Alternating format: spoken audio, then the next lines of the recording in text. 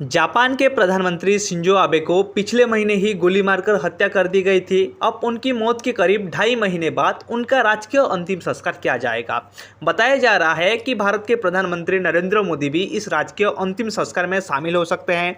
Shinzo Abe को सितंबर की 27 तारीख को अंतिम संस्कार किया जाएगा और टोक्यो में आने वाले इस कार्यक्रम में पीएम मोदी भी जा सकते हैं।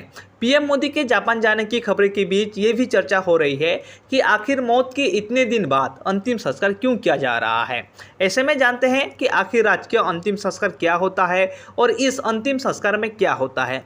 इसके अलावा आपको ये भी बताएंगे कि जापान में शिंजो आबे के राजकीय अंतिम संस्कार का विरोध क्यों किया जा रहा है। तो जानते हैं राजकीय अंतिम संस्कार से जुड़ी हर एक बात के बारे में। तो चलिए वीडियो को शुरू करते हैं।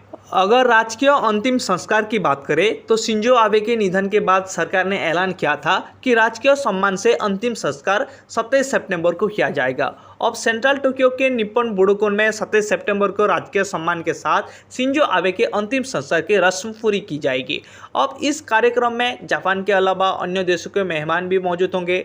शिंजो आबे की मौत 8 जुलाई को हुई थी और अब राजकीय सम्मान 27 सितंबर को किया जा रहा है। राजकीय अंतिम संस्कार को स्टेट फ्यूनरल कहा जाता है। ये अंतिम संस्कार सरकार की ओर से शिंजो आबे को एक श्रद्धांजलि है। इसके पीछे का तर्क ये है कि शिंजो आबे सबसे लंबे समय तक देश के पीएम रहे हैं और उन्होंने अपने कार्यकाल में आए कई संकट का अच्छे से सामना भी किए हैं। ऐसे में उन्हें एक सम्मान मिलना चाहिए। ये भारत में मिलने वाली राष्ट्रीय शोक की तरह ही है, जिसमें मृतक यानी शहीद को बंदूकों की सलामी दी जाती है।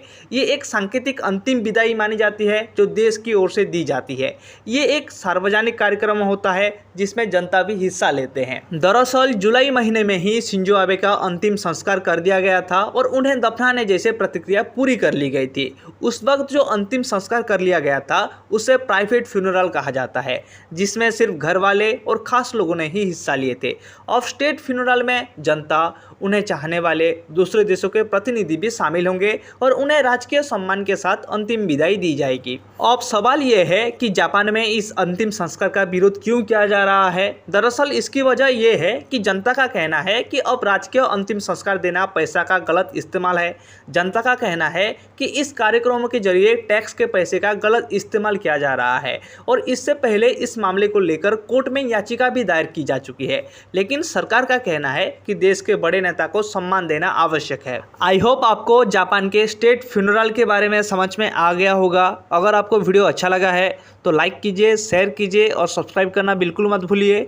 तब तक के लिए आप सभी को मेरी तरफ से जय हिंद।